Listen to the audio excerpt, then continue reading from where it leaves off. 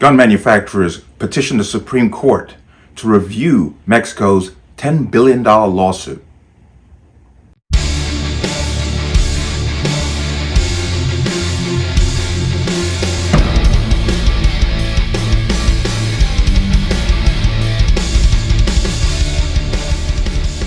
Welcome to another installment of the Connecticut Gun Bench. Today's video is brought to you by P.A.N. Firearms, LLC.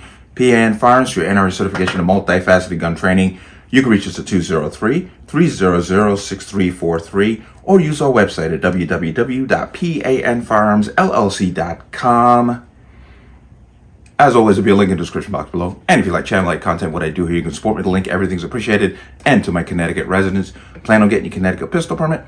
Please get the training done before July 1st. I'll go further and say turn your paperwork in before July 1st, because then the training is modified after that. If you have your permit, watch the expiration date. Don't let it expire. There's a link to the online renewal portal for the state of Connecticut for permits in the description box. Keep an eye on that. Let's talk about this. Now, I have spoken about this before. Mexico filed suit against the United States gun manufacturers claiming that they were implicit in the gun violence in their country, which is fascinating. I mean, you want to talk about a reach, but the problem is we have a lot of attorney generals here in the United States who are in full support of Mexico suing the gun manufacturers, and it's the usual collection or cabal of blue state attorney generals, flaming liberals. So it's not a surprise, but what has happened is Mexico filed the suit, a judge kicked it out saying, no, this is not valid. Then a district court reinstated it. Now the gun manufacturers are going to the Supreme Court to say, hey, you need to take a look at this. Now, there are some who are claiming that the timing of this lawsuit by Mexico is very suspect.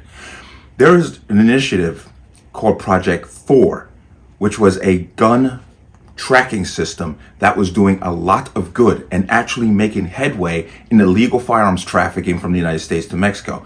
That was defunded by the Biden administration. Then all of a sudden, this lawsuit pops up with Mexico. So some are saying, there seems to be, one hand washing the other here. As I said, there are attorney generals in the United States who are supporting Mexico's lawsuit against the gun manufacturers, which I think are traitors. I'm sorry, that's just traitorous behavior. But let me come into here.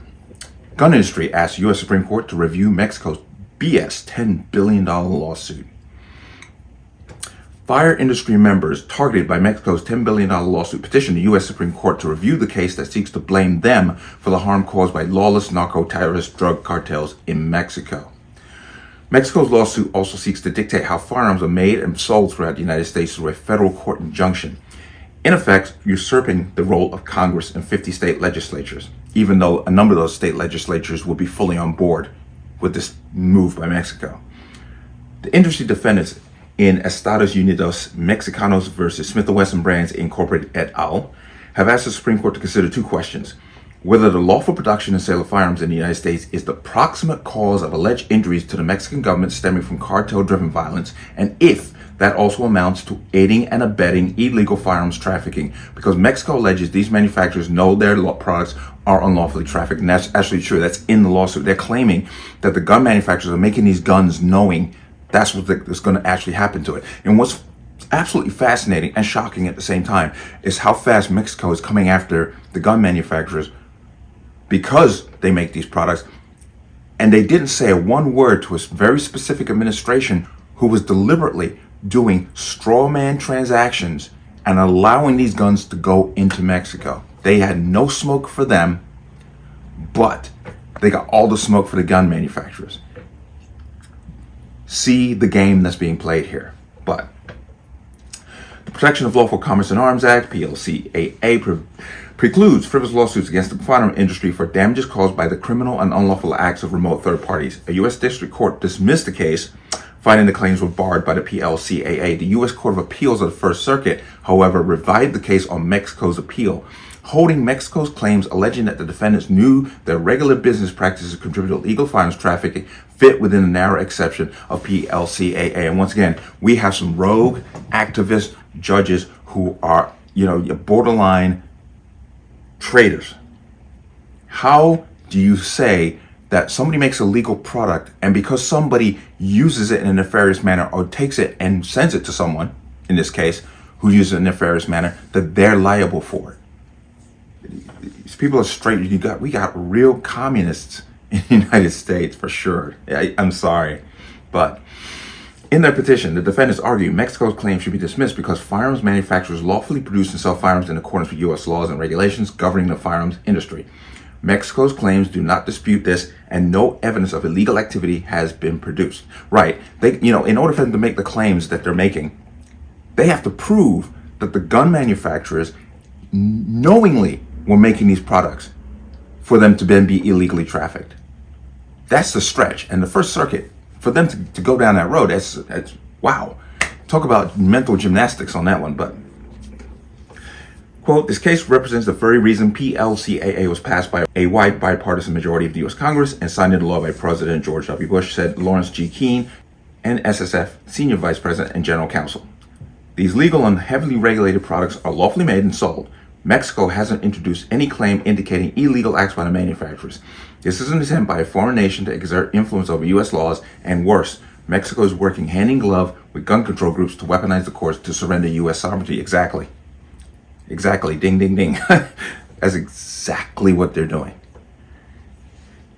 Because if Mexico can do it, then Haiti could turn right around and say, yeah, you know what, we're going to sue you on the same grounds.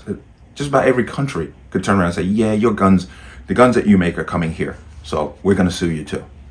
But the defendant's petition argues that Mexico alleges U.S. firearm manufacturers are liable for the criminal violence perpetrated by narco-terrorist drug cartels by refusing to adopt gun control restrictions that exceed what the law requires for the safe production and sale of firearms. So they're asking them to basically make rules for themselves that far exceeds what the law states. Well, it's a bunch of crap. But amazing. Further, they argue the First Circuit Court erred when it reversed the lower court's decision to dismiss the case. The First Circuit's decision to allow for an exception to PLCAA fails because there's no evidence U.S. firearm manufacturers violated federal laws against aiding and abetting firearms trafficking. Mexico's complaint fails to identify any product, policy, or action by the American firearms industry that is deliberately designed to facilitate the unlawful activities of Mexican drug cartels. Keene added, members of the firearm industry are not legally responsible for international narco-terrorists criminally acquiring firearms and smuggling them into Mexico in violation of both U.S. and Mexican law, unless you're do I have to mention Fast and Furious? But they're misused by the drug cartels. According to ATF, about 1% of legally exported firearms are recovered abroad at crime scenes and trace. Okay? The defendant's petition added, at bottom, this case reduces to a clash of national values. Mexico makes no secret that it abhors this country's approach to firearms. It's political, of course, and that it wants to use the American court system to impose domestic gun controls on the United States that the American people themselves would never accept through ordinary political process. But even though that grievance is placed under the lettering of a complaint and was filed on a docket, it has no basis in law, this court review is badly needed. And I hope the Supreme Court picks that up quickly. But let's come out of that. So there it is. The gun industry is going to the Supreme Court. They're going above everybody's head and saying, hey, Supreme Court, we need you to answer these very pointed questions. Does Mexico's lawsuit have merit? Because Mexico is literally accusing the gun manufacturers of aiding and abetting illegal gun trafficking into the country. That sounds like liable to me. I know, defamation. I think the gun industry should turn right around and sue Mexico for it. That's just my thought, but I'm not a lawyer. I'm just saying that just sounds like defamation. You're accusing somebody of something that they're not doing. But believe me, there are entities in the United States who are supporting this, who are supporting the Mexican government suing U.S. gun manufacturers. And Connecticut, Tong is fully on board with this. This is disgraceful that a United States Attorney General is literally egging on a foreign country to sue a company within the United States for a lawful product for no other reason than to undermine gun ownership in this country. Not for themselves. Remember, when they say gun control, they're not talking about gun control for them. They're talking about gun control for you. That's when they say gun control. They're not talking about themselves. They're going to have their protection. They're talking about you.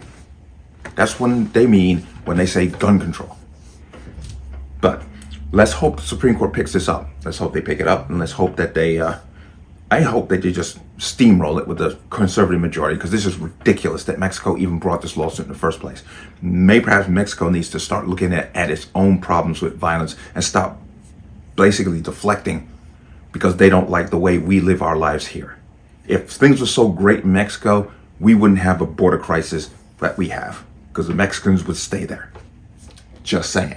Get it together, President of Mexico, because your people aren't leaving because things are so good there. Just saying, right? But let me know what you think. As always, you can leave your comments in the comment section below. And as always, any statements of violence or statements that lead to violence will be removed. Please like, share, comment, subscribe. Don't forget to hit that notification bell so you're notified the next time a video goes live. I'm going to see you on the next one. Peace.